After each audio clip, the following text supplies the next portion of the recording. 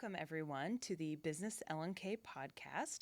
I'm here with Daniel in the AOI podcast studio, and I'm Kathy Andersen, Director of Innovation and Entrepreneurship at LPED, the Partnership for Economic Development. And in economic development, one of our areas is helping startups, high-growth businesses, and nascent businesses in Lincoln, Nebraska, helping them get started, helping them grow, and helping them thrive. And one of our programs is the LaunchLNK grant. And with me today, Daniel is one of the recipients from 2024 for that grant. So nice to have you here, Daniel. Yeah, great to be here. And could you tell us a little bit more about you? What do you do in the world, and how did you come to found a company? Well, first of all, I'll say that we moved here in 2014, and we're big bike riders, so we're very happy to be in Lincoln with all the bike trails. Here, here. And so the question was about what I'm doing now, right? Yes. So I'm a professor at the University of Nebraska, Lincoln, and I'm also the director of the Center for Biotechnology, which is a group of core facilities. So our mission there is to facilitate research for faculty, students, and staff. And then in my day job, I work on soils and plant stress. Yeah, that's what we do. And I've had the pleasure of touring the Center for Biotechnology, and the core facilities are very impressive. It is a good core area you're running there. Yeah, and if I could put a plug in Yes. for that, we're very interested in having any kind of startups work with us if they need anything done that they're not able to do, particularly in the biological sciences. Yes, everybody should take Daniel up on that, learn more about what they offer. We'll include a link to Daniel's LinkedIn and the company in the notes here. Great. So tell us about Viosimos and Vio, or otherwise known as Vio Ag. Give us your elevator pitch. Yes, so our mission is to create sustainable solutions for agriculture.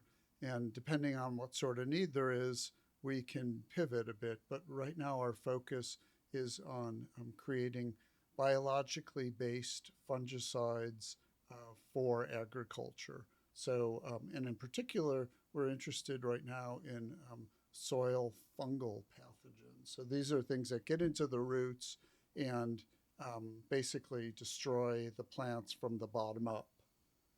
And if I understand correctly, the biological fungicide approach is fairly groundbreaking and novel. Yeah, so we hope this technology will basically help disrupt the pesticide industry. So the pesticide industry is based on mostly chemicals right now. There's some biologicals out there, but we really need to try to get away from chemicals because there'll be, in the next 10 or 20 and even 30 years, there'll be a lot of regulations that limit our use of chemicals in these sorts of realms of agriculture.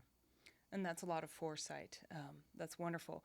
Tell us more about how you knew that there was a solution here. You knew that this was a technology that had promise. So that's a kind of a twofold answer there. One is my partners had worked on this in the early 2000s. And so there it showed some promise, but they never really took it to commercialization. And then the second part of it is that we were lucky to get what's called an I-Corps grant from the National Science Foundation that basically runs you through the whole customer discovery process, value, to determine your value proposition. And they're really big on ensuring that your product isn't like a bridge that goes nowhere. So you're not like building something that someone doesn't need. And so we did over 105 interviews with all different people in the industry surrounding the pesticide industry. And from there, we found that there's some really very severe problems right now in a very high intensity agricultural situation where they grow leafy green vegetables. Got it. And if I may call that a beachhead market, that you've continued to develop relationships with and explore what solutions they need and how you might meet those needs. Right. So, that was the aim of ICOR is, start with a beachhead market where you can establish yourself and then build on up. So initially we want to focus on the soil fungal pathogens that these growers have in Salinas, California, and in Yuma, Arizona, which are kind of 100% of the leafy greens are grown in that area. And then from there, we think the cost of production of the biological molecule will probably be high. We think these farmers would be willing to pay for a premium for a good product.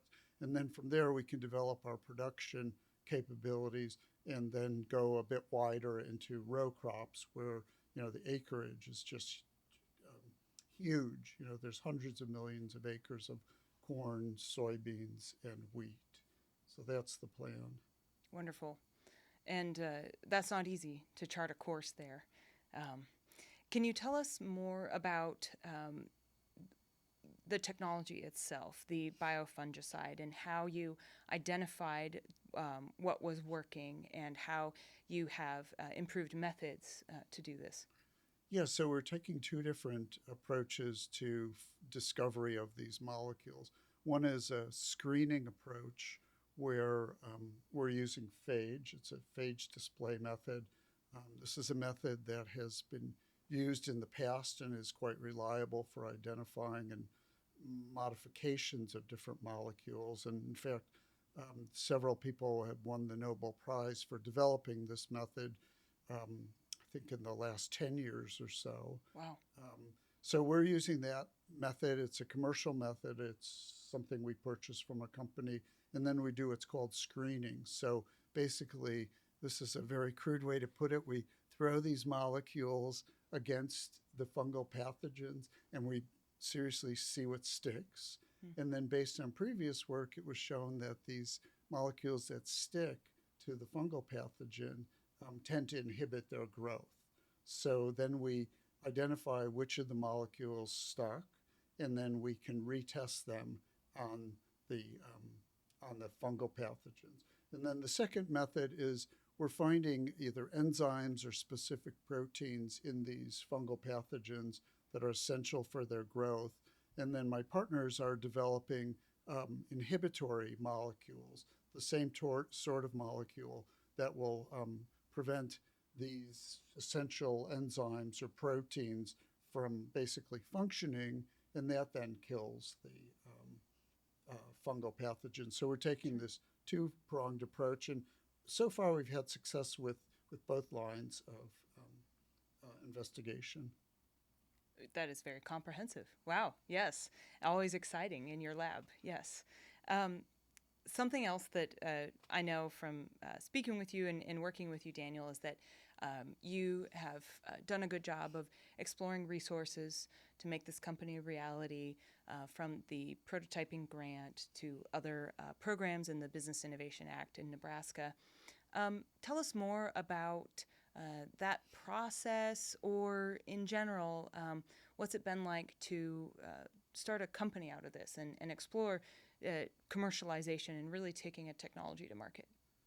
Short answer, it's a lot of work. I do all the business side of things in my spare time, which there isn't a lot of. And kind of our philosophy, this is a long-term project. It's not going to happen overnight. And so what we want to do is reduce the amount of equity that we give away at an early stage. That's key. So we'd like to build the value of the company up through these prototype grants. The ICOR helped us create a roadmap, as you mentioned. And here in Nebraska, it's been really fantastic to be able to apply for these non-dilutive funds to help build the company up. And then the university has worked with us in certain aspects. So basically, we're renting bench space in my lab, in my academic lab, to do this work. And so that's helping to, at every step, we try to reduce the cost of whatever we do. And so we've started with a little bit of money. We're starting to build more non-dilutive funds from the National Science Foundation. So my partners have a grant from the National Science Foundation as well that are non-dilutive. And then eventually what we'll start doing is hopefully next October is to go for what's called SBIR funds, which is a governmental program that encourages small businesses. And this is, again, a non-dilutive form of funding. Sometimes it's called America's Seed Fund for Yeah, that very reason. it's amazing what we do in the U.S. with seeding these small companies, and we're the technology leaders in the world right now. I think because a lot of this basic science as well as governmental intervention, early on. It's powering innovation and new technologies and products that we need. Yeah, Yes. absolutely. It's really exciting. Is there anything else that you'd like the audience to know, or any asks from the community? What would help you as a business owner? Well, it's always we need more money, but Sure. thanks to the LaunchLNK program, we have a little bit more money. So we're really grateful to the city of Lincoln and to their foresight. I guess the only technical ask is we'd have if anybody's familiar with the regulatory process for pesticides. We'd love to be talking to you on a regular basis. So that'll be the next step in the program is, deregulating these biofungicides. And for that, we'll need people that specialize in the regulatory process. Wonderful. Well, we'll do our best to connect you with people like that. And yes, thank you to all the partners who make the LaunchLNK grant possible and the partnership possible in the business community here. Thank you, Daniel, for the conversation. And this has been Business LNK.